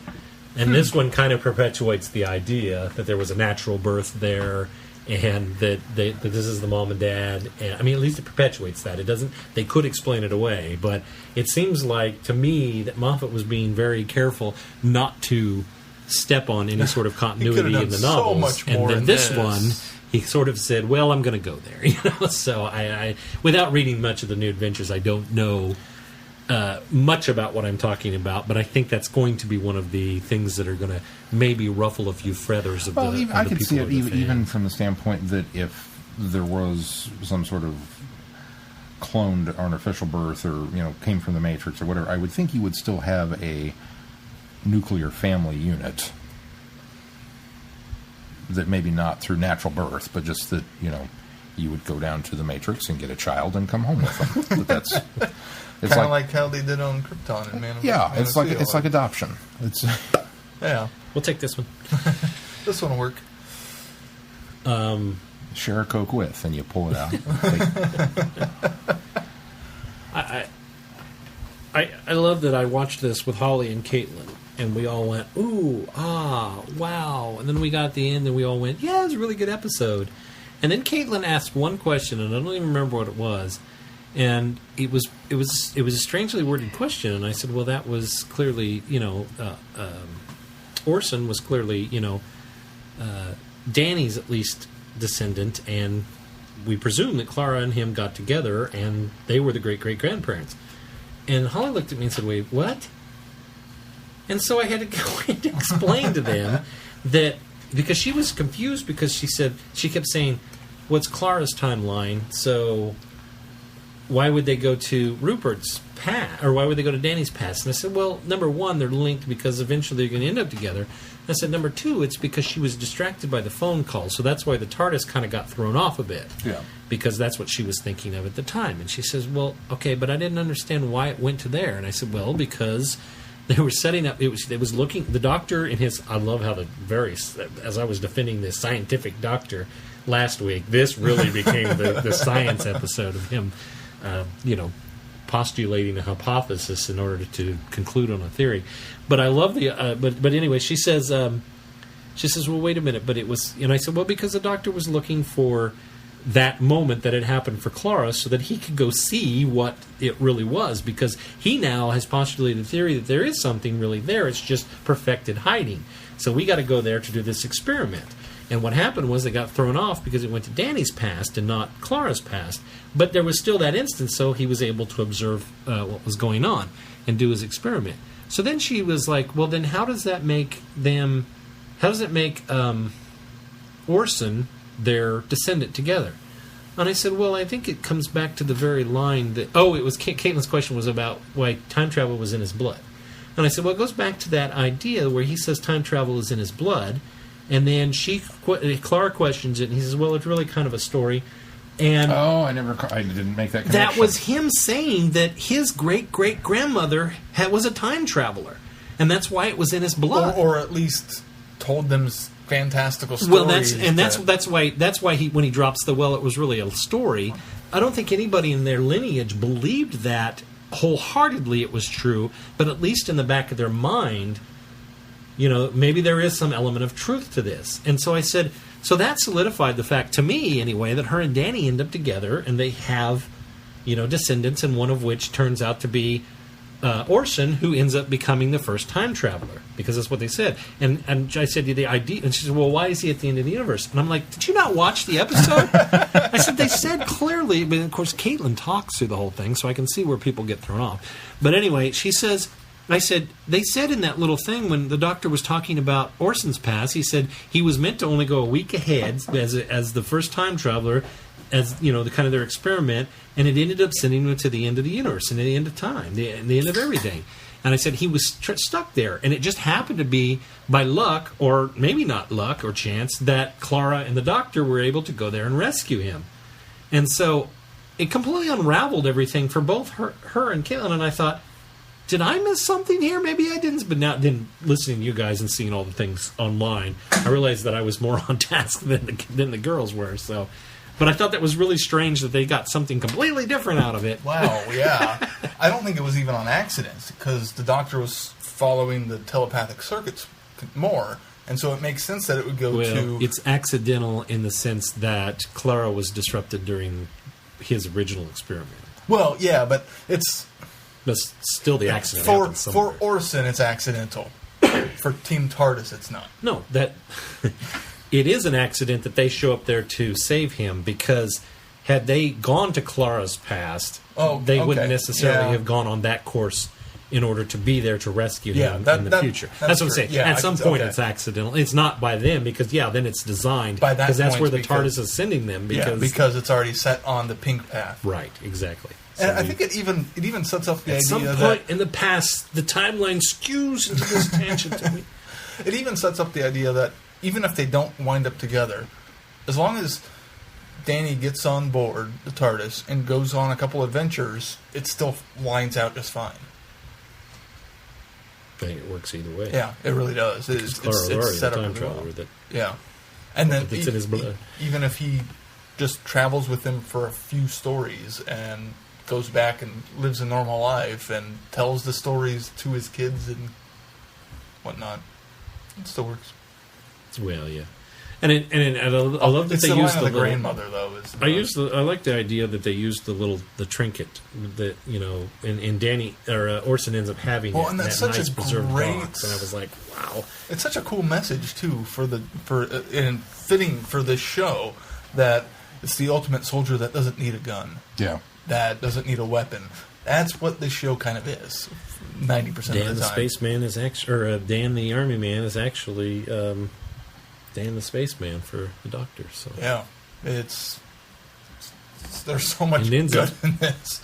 In time folding upon itself, which we've talked about for a long time, and somebody probably brought up that that's the Moffat effect. Well, we've seen that for a long time. Yeah, Moffat loves to play with time folding on itself, and the idea that the doctor planted the encouraging statement in Clara's mind to tell to him when she goes back and sees him as a child. That was pretty cool. And the fact that she was the one under the bed. Wow. I loved the... She was the and the look on her... That's the it. look on her face when she reaches out and realizes what she just did. She realizes that moment. Oh, wow. Yeah. Oops. It's going to be really hard for them to top this episode, the rest of the series. Even with Cybermen coming back. But here's the thing, though. With this episode, I'm actually. Last week, I talked about how we didn't need a breather. The brevity wasn't quite there yet. That we did, but now looking back to the 4 we've gotten, I really kind of feel like it's pacing out well. And I really almost hope, then it looks like it will be, that Time Heist and at least the next episode will be just kind of fun romps. You know what I mean? I hope they will be. And then we get another one of these type of listen stories soon after that, before we lead into the big, whatever's happening at the end with Paradise or Heaven or... That's one thing I appreciated also about this episode, was there's no Promised Land or Heaven or Missy in this episode. Nobody died. It's true. They didn't need to. Everybody lives. Everybody lives, just this once. Just this once. Now, I'm going to go into the Doctor's wardrobe for just a moment, because... I'm liking the new shirts underneath. He wore the same thing both in the past and the future, so that theory is now shot. Well, just maybe he's done with the white. Out the window altogether. What exactly was he wearing? It looked like a black shirt to me. That's what I thought it was. At one point, when he's in the thing, it has kind of like sparkles on it. Did you notice that? Because I thought it looked like stars. So it's definitely a different shirt from last week. Oh, yeah. It's not purple. Yeah. Okay. It's not last week's was whatever color it was. Yeah. But it was black this week. I thought it was black, but it almost didn't look like it was a collared shirt. It almost looked more like a. It was a jumper, just like a t-shirt. But like it had when he was in the TARDIS and it was light was reflecting on me. It actually I hesitate to say sequins because they weren't that bad. It almost looked like glitter spread throughout the shirt, and I thought, well, that's a little Ziggy Pop there, but. Or Ziggy Stardust, I guess, is what I'm looking for. That was probably production saying, if you wear black on black, we can't even hold any definition. No, I bet Capaldi said, I want some sparkle. Can I go home and bedazzle this? Give it a little bling. I love the moment at the end when she hugs him. Everything kind of... It was almost like that was the realization for her. She was like, this just happened. Oh. And then she gives a big nanny. She gives a big nanny hug. Because now she's been a nanny for him. She's so great with kids throughout this episode, too. Oh, man, when she's talking to Rupert and she's trying to crawl under the bed together. Yeah, well, I like when and after wow, does everything... that backfire? After everything has happened... Still, that's brilliant. I love that after everything has happened, she's handling it with kid gloves and trying to bring him down... Yeah. And the doctor is like saying things that are like, well, he's got counter to what she's trying to do, and she finally slaps him on the back of the head. Well, what? Not helping. But and the hug, going back to the hug real quick, it's almost like this moment is when she truly embraces that this is the Doctor again.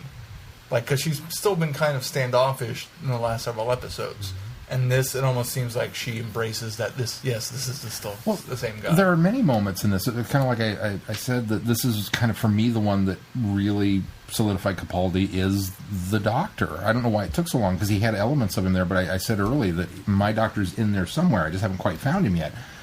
And here he is. Because of the Clara moment when she accepts him, because of the interaction that he had with Rupert as a kid was wonderful. That was a great speech. And just that he put aside the gruff pudding brain for just a moment to get down and identify with this scared kid, and did it in such a way that it was so magnificent.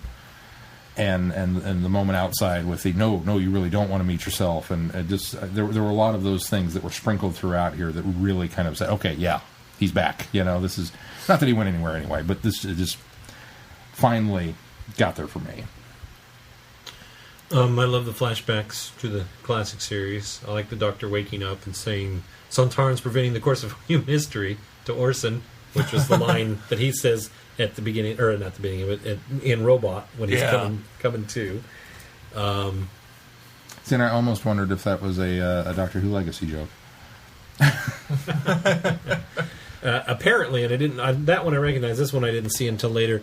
That he states there's nothing to hear, not a click or a tick, and that's actually a third Doctor line from Death to the Daleks, which didn't occur to me. So, and then the final line, obviously, which somebody had alluded to in feedback, "The fear makes companions of us all," which is from Unearthly Child. And then and she follows even that up with... paraphrasing the one day you're going to come back. Yeah. Well, and I love that she picks up on never... what's the line? From Day of the Doctor. Never cowardly, never cruel. Never cowardly, never cruel. I love that she it's almost like she takes and bookends her statement from one end to the other. So that was really cool too. Of course, I'm a geek. I'm going to eat that stuff up. You could throw that stuff in there. Last week I, just gushed all over the callbacks and I love that they're not slap you in the face kind of things. That they're really kind of subtle and enough that if you are a new fan to Doctor Who, you don't have to have seen any of the classic series to appreciate these. But Moffat's, again, because he's a fanboy himself, is adding these and things even if you don't know what the references are to, it just gives a sense that there's a depth and a history to this character. Whenever there are callbacks, maybe, or but I think the things that we don't get to see. I think the things that he says, though, and in the ways that he says them, unlike a callback in some of the previous series that we've seen, where as a viewer, if I were a new viewer, I would feel like, well, I must have missed something. That must be something. These are lines that are put in there in such a way that it's like, if I were a new viewer, I wouldn't even have second guess, why he said something, or like even the miniscope line. We must be inside of a miniscope. He doesn't say. I mean, they never have gone this far, but it's not like a miniscope. I've been there before. We're inside a miniscope. And for the most part, so a new viewer just goes, well, there must be something called a miniscope. And I think for the most part, even previous seasons did the same kind of name dropping. Yeah, I think they were a little more heavy-handed, though. They might have been, Yeah, depending on the episode. I think they're more subtle in this in the new series. You know what I want to know? What? Thank you. I'm concerned that you were just going to leave that hanging and not go anywhere with it. I expect you to just keep going anyways. Sometimes you need a setup. Okay. What, Sean? What do you want to know? Maybe I'll see it ringing? No. Just me? Okay. Oh, God, I forgot the name of the race. Draconians. With every Capaldi story I see, I am more and more convinced that I want Draconians to make a return to the show. I think they would pair up so well. Well, and I want David Warner to play the lead Draconian. and you can have it do because he's under makeup. That's my wish list right now. Well, and we talked about previously, and as I think it was Mark pointed out, that other episodes were kind of this. He was kind of like this Doctor. He was kind of like this Doctor in those. I didn't feel anybody but him in this story. I didn't feel any callbacks this time. Yeah. Even with the line drops. Personal, the way he behaved, it wasn't any callbacks. I'm fine with the callbacks. I'm fine with the callbacks, especially when the Doctor's starting out. It's really cool to see those. You never saw anybody else but Matt Smith eventually. You never saw anybody else but David Tennant eventually, even though we knew all of the callbacks at that point. But yeah, I'm with you. I'm glad that we finally hit an episode where you didn't go, hey, that was very Peter Davison, or that was very Paul McCartney. Yeah, he was one of the Doctors. Wait, excuse me, he was a Beatle. And it may go back to it later in the season, but I don't know that they will, though. I don't know either. They have to now. I'm just saying it's possible. Yeah. Well, and we might see something later on in the series. Go, hey, that was very thoughtful. And things could just, and it could just be thematically. Yeah. We could be putting it on the episode more than they're intending. This is interesting on IMDb. Apparently, Listen holds an average score of 9.3, making it the third highest rated Doctor Who episode ever, behind Moffat's The Day of the Doctor and Blink. Wow. So, it'll be curious to see when everybody kind of weighs in on this week to see where it lands. Well, it'll be interesting once we get another updated ultimate list to see where it places. It'll land in the top 5. That'll give Moffat 3 in the top 5. Radio Times calls it the most conceptual episode in the entire history of Doctor Who. And further went to state, you're blowing our minds, Moffat.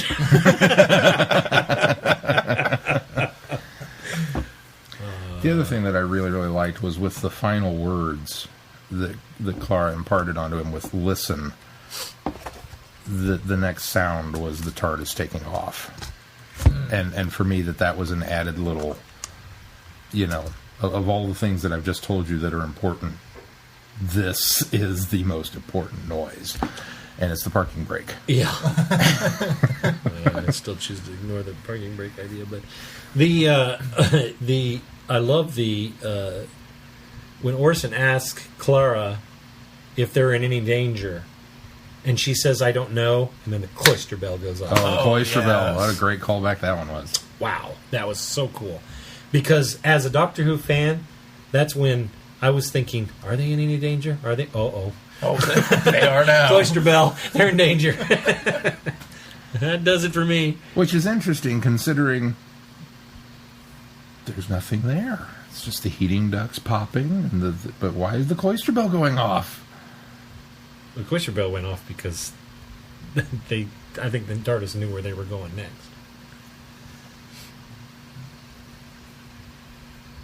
Which would have been the Doctor's bedroom or barn. Wherever that was.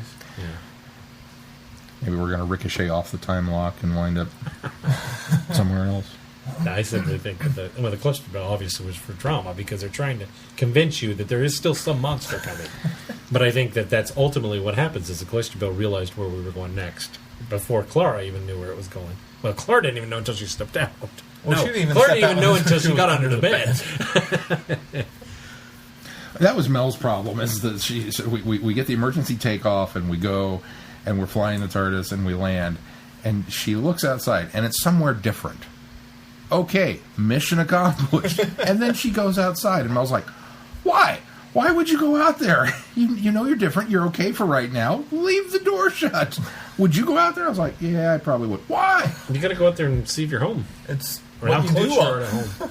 You don't check the scanner. What You you just do. go You outside. just go outside. She tried to check the scanner. The scanner was That's true. Was, That's true. She couldn't look outside to see what the doctor was looking at because the scanner was wigging out. And I get the impression when she landed, she looked at the scanner again, and it still had that like. It was still glitching. Just once, just for sheer comedic effect, for no other reason. I would like to see the Doctor throw open the doors to the TARDIS, grab the companion, take 2 giant strides outside, realize there's no air on this planet, fall down, collapsing, gasping, and crawl back to the ship, and go, "Wow, I really should start checking the instruments before we go out." Just once. Just for the sake of the science of it. I also really like the bit where the Doctor's kind of chastising Clara about if you don't want danger, you can't travel with me anymore. That line that he gave her was, well, if then you need to go home. If you're not going to do what you're told, then... See, I took that differently. I thought it was if you're not going to do as you're told, or if you're not going to let me do what I want, you're going to go home. If you're not going to let me be in danger, there's no point Yeah, you okay, that's traveling what with you me. meant. You Yeah, said that's what I mean. Okay, you said there was no danger, and then I thought, well, yeah, she's all fine with danger. It was just that he looked like he was putting his life in danger. She didn't want that. And That's if you're not willing for me to be in danger, you're not have a place here. It was just kind of, I did not expect that line to come out of his mouth. No, and it was another like, one of those wow, prickly moments for the Doctor but as soon as he said it, I thought, oh, that's what everybody's going to zero in on this week that aren't liking the Doctor. But I like the fact that was immediately followed with go to the TARDIS, go get inside, because he's concerned for her safety. Yeah. Well, not to mention that she then turned the tables on him because he said what did he tell her? How did he exactly say? Do as you're told, and that's what really hit home with me. Like, oh wow, ouch!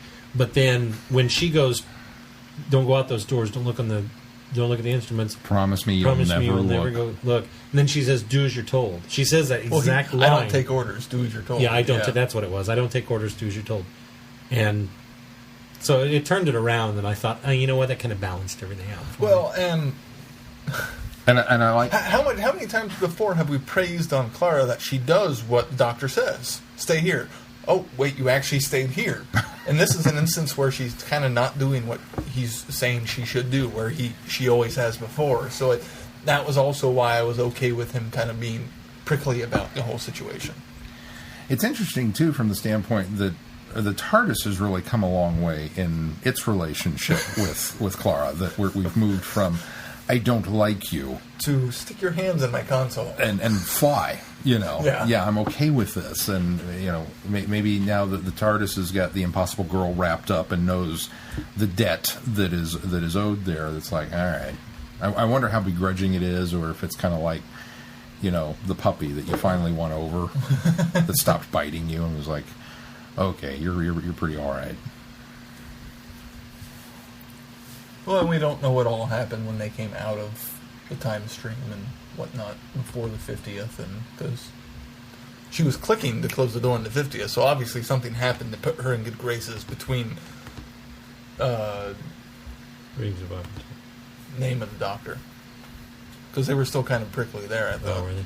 I don't remember. Well, I think it was the saving the Doctor at the end of yeah, the Doctor. But seeing that, I'm Yeah, just saying. because the TARDIS clearly did not want them to go there. Yeah. And they went there anyway, and Clara saved him, so maybe the TARDIS forgave her. Like, all Or right. knowing that whatever came out was no longer this weird anomaly mystery, and she was okay to be on the TARDIS.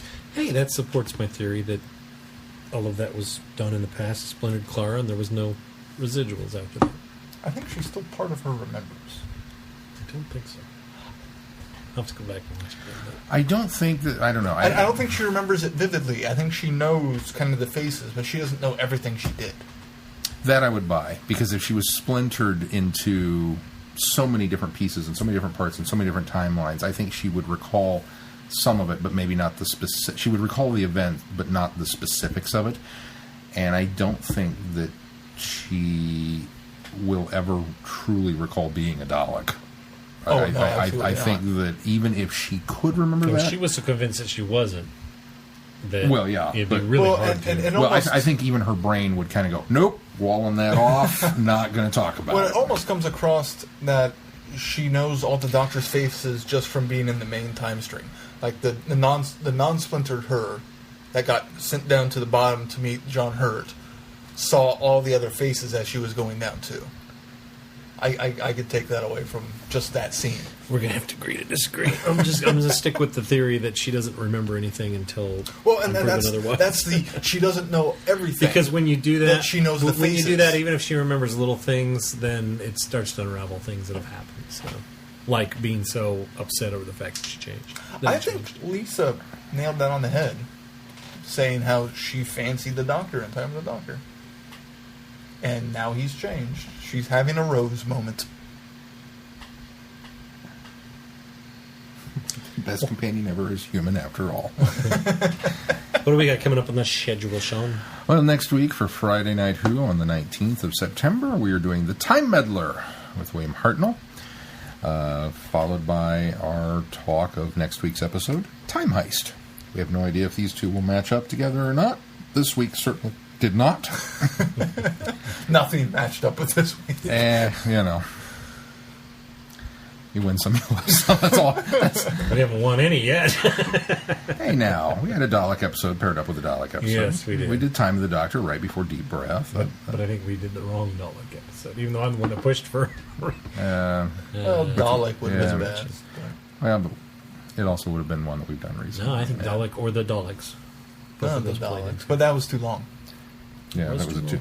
But it would have played. Did you know there are 7 parts to that story?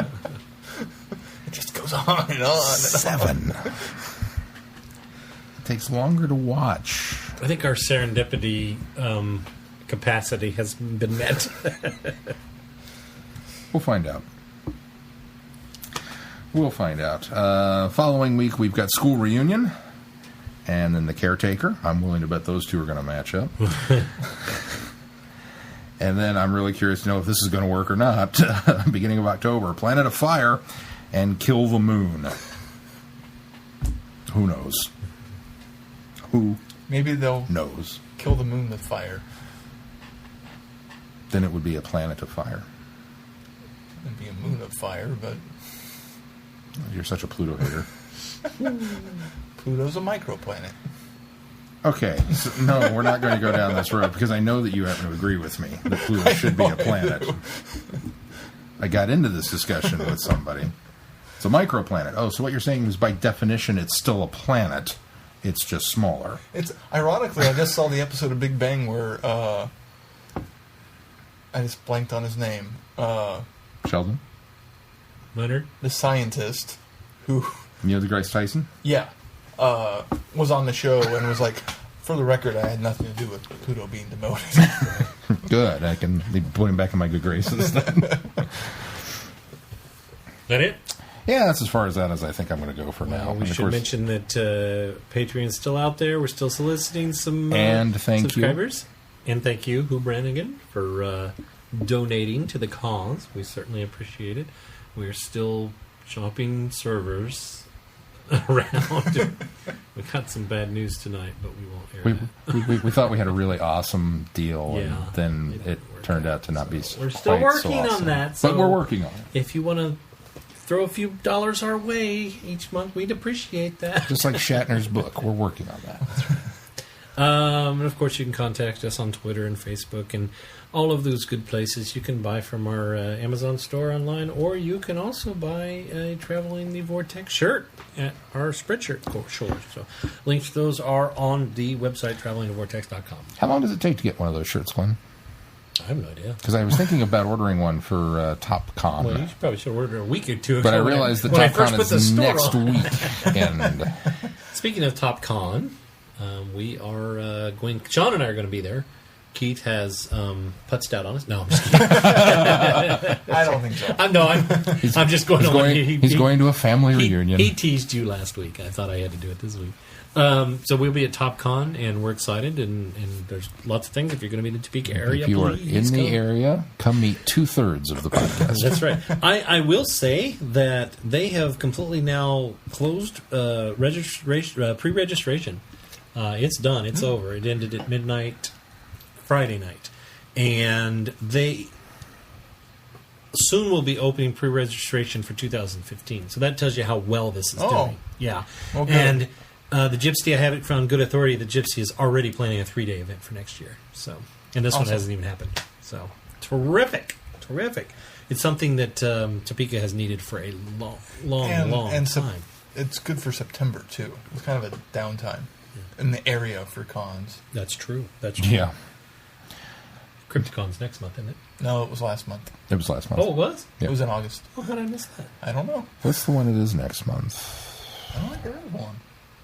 Well, ConX would have been, but they still haven't regrouped. That's the one. Is that the one that's you were thinking of? October, isn't it? Yeah, ConX. And you're right. They aren't doing one this year. So I keep hearing there's going to be a slash and bash. We'll find out. all right. I think we've got everything out of the way. So if that's going to do it for this week, until next week, I'm Glenn. I'm hiding under your bed. I'm Keith. Cheers. Gotcha. Be seeing you. Listen, do you want to know a secret? Do you promise not to tell? Whoa, whoa, closer. Let me whisper in your ear.